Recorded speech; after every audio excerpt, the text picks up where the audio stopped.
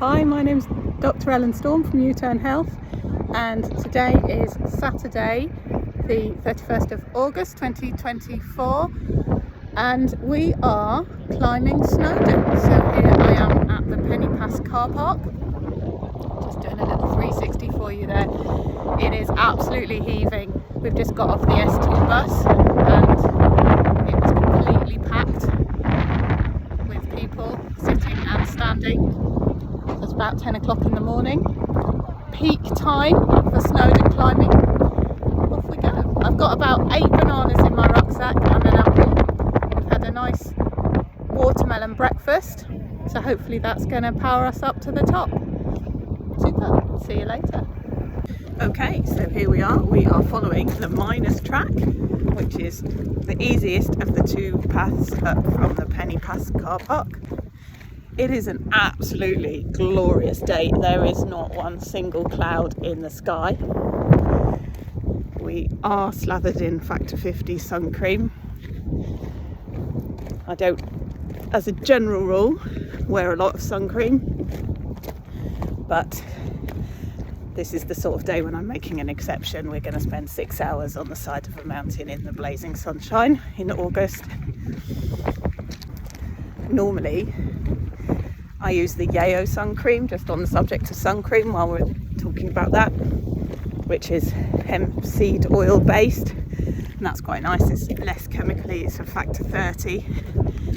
But I have to say today we've gone for the regular Factor 50 because I think we're all quite fair and I think we're going to burn otherwise.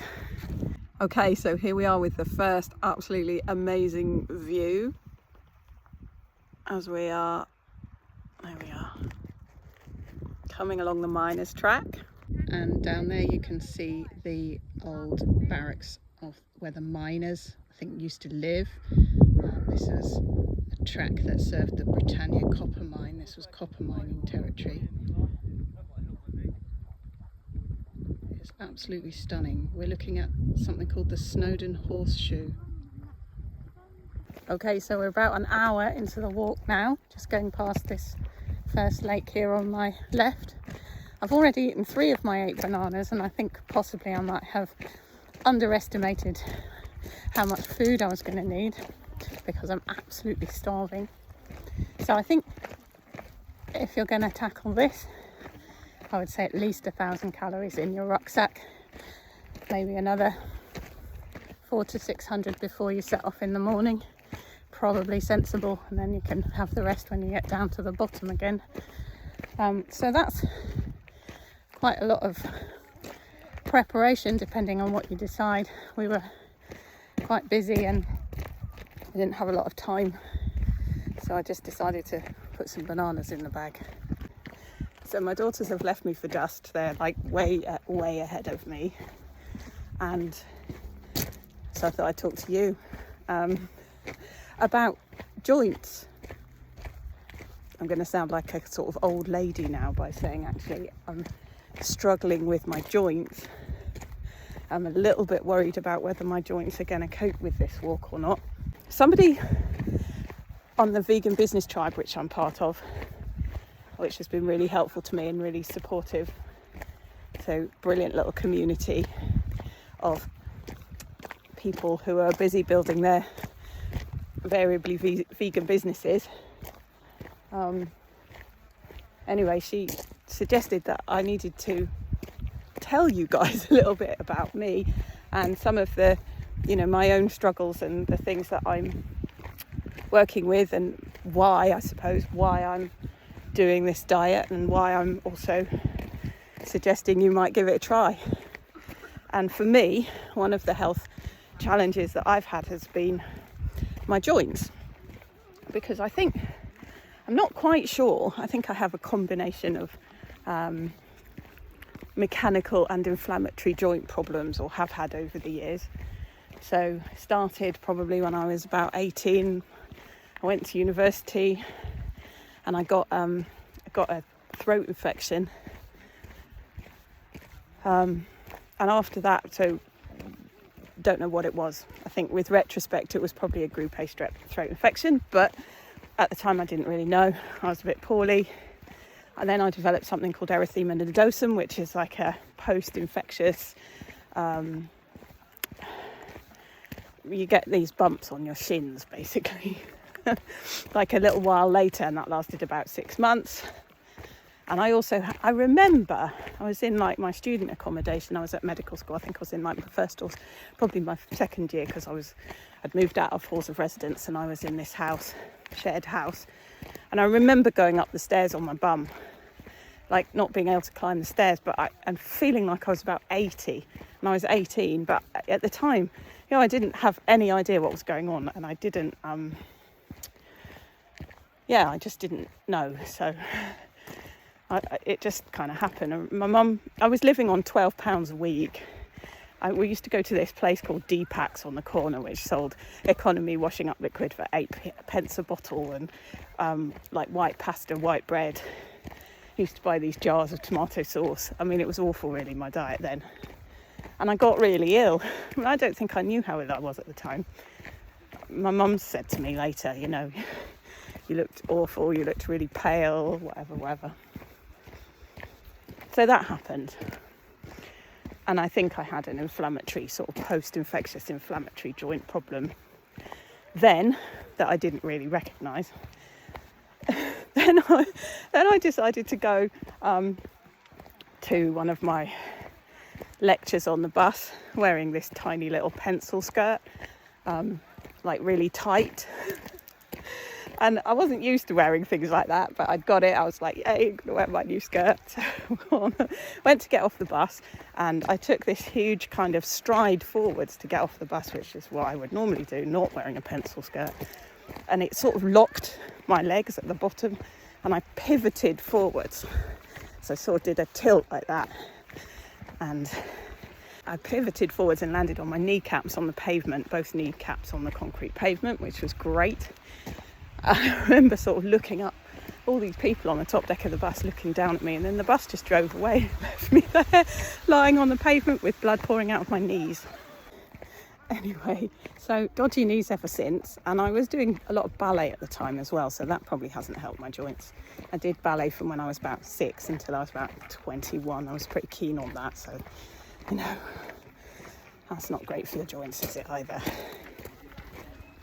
from a mechanical point of view. And then along the way I've had another couple of bouts of I think inflammatory things, infectious things, I'm not quite sure. I've never really got a diagnosis. I did have some rheumatological bloods done at one point. They were all normal. They were just like, well, there's not really anything wrong with you.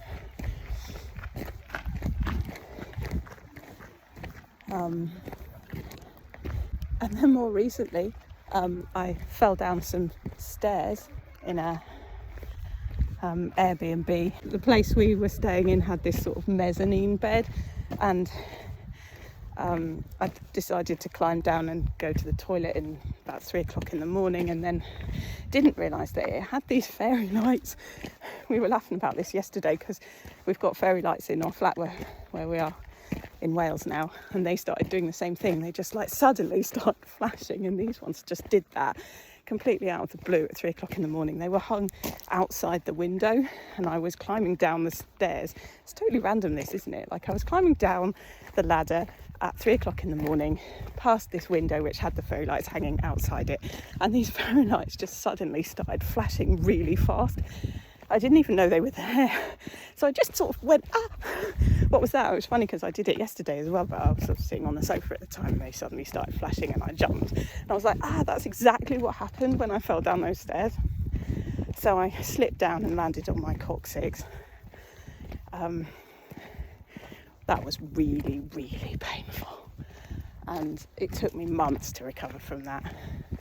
I don't know what I did to my back. I mean, I didn't particularly want to have it x-rayed or anything like that. I just trusted that it would get better, and it did, but it took an awfully long time, and I've still got a little bit of a kind of twinge there that I think might have been from then. But you kind of so busy rushing around doing all sorts of things and having various twinges here and there that you can't always remember where they came from and what it was that triggered them off. Anyway, just before COVID, I got another infection, which was a skin infection. I came up overnight with this massive blister on the back of my hand, and then I ended up with cellulitis going all the way up my arm. So I ended up in the lovely A&E department of the Royal Hospital in Liverpool, where I was given some oral antibiotics and told to go home. Wasn't enormously impressed with that, I have to say, but anyway, certainly if a child came to us with that level of cellulitis, we would admit them and put them on intravenous antibiotics. I'm not enormously keen on giving antibiotics when they're not warranted, and I'm somebody who's very much of the opinion that it's a good idea if lots of our kids have viruses and things like that, and you should wait the 48 hours if there aren't any serious kind of red flags for serious infection going on or anything like that. Most of those kind of illnesses will get better by themselves. We shouldn't be taking antibiotics for all of these things, but there are times when I do think they're not only appropriate but actually life-saving. And when you have a serious infection ascending up your arm, that's one of them, because then the next thing it does is get into your bloodstream and give you septicemia, and then you die. So anyway, the swab grew something called a group A streptococcus, which is the same thing that can give you quite nasty throat infections, and they give you things called post-streptococcal phenomena, shall we say. And the post-streptococcal phenomena that I got after this infection started about 7 weeks afterwards. And I was getting really gritty eyes, and I was getting joint pains in the small joints of my hands, like stiffness, early morning stiffness. Some larger joint pain, but again, I tend to have difficulties with my hips and my knees and my lower back anyway, so it's kind of hard to work it out. And then I got this really weird rash on my hands. So I kind of wondered whether these were what you call post-streptococcal nodules, but again, nobody I showed them to seemed to agree with me, so whatever. They were like painful red lumps, and they were just like here on the side of both hands. They were completely symmetrical, which was really strange, and they still flare up occasionally, but don't usually last very long, maybe a day or two, and then they go down again, often in combination with the other symptoms as well that I just mentioned. I had another episode of confirmed group A streptococcal skin infection, which was years and years and years ago, when I just qualified. After I qualified from medical school, and I was working in an A&E department in inner London, cut the side of my finger on a set of patient notes, just a tiny little cut. It was only about 0.4, 3 or 4 millimeters long. I'm changing sides now because it's a nicer view on that side to see what I can see. And yeah, so I cut my finger, woke up the next morning, whole finger swelled, and it was all pussy and it was tracking up my arm. And I went up to A&E, and that time they put a cannula in and put me on IV antibiotics fairly promptly. Although they did let me go home, they didn't admit me, so I went home and sat on my sofa with a cannula in one hand and a bandage on the other one. And it settled down quite quickly. I didn't really notice any problems from that. But, over the years I've had so many things. Maybe it's a bit of a hazard of the job, but I do pick up a lot of infections on the ward, on the children's ward, just not serious things, just viruses of one form or another. Like if it's there, I'll catch it. And most of them are pretty mild, self-limiting. I think I have a fairly good immune system. It gets on top of stuff, but it is a bit relentless. It's a bit like my body's always fighting something. And every now and again, one of them turns out to be a bit more aggressive. And I have had a few like that. as well. So it can feel a bit at times like you're not quite sure what's going on. But anyway, the thing about this diet and joints is if you've lost a leg, right, in an accident or something, you're not going to regrow it, are you, by eating fruits and vegetables? Like, that's not going to happen. We have to be realistic. And the same is true if you've got joint damage, like permanent joint damage. You know, you're not going to regrow your joint. But to the extent that inflammatory joint damage is mediated by inflammation, at least in part, even if it's only partially, that is something we can do something about. And we can help our bodies to heal when there is ongoing damage, or you know, we come under attack by microorganisms and that would do damage, or we injure ourselves and we need to heal from that. And the body has a huge amount of healing capacity. Oh wow, I just spotted the most amazing waterfall. So that we can do something about. We can give our bodies the best conditions to heal and to have the least amount of inflammation and to fight those microorganisms successfully. And we can do that by eating a low-fat, high-raw, plant-based diet. So I think the thing for me is I've been doing that for quite a long time.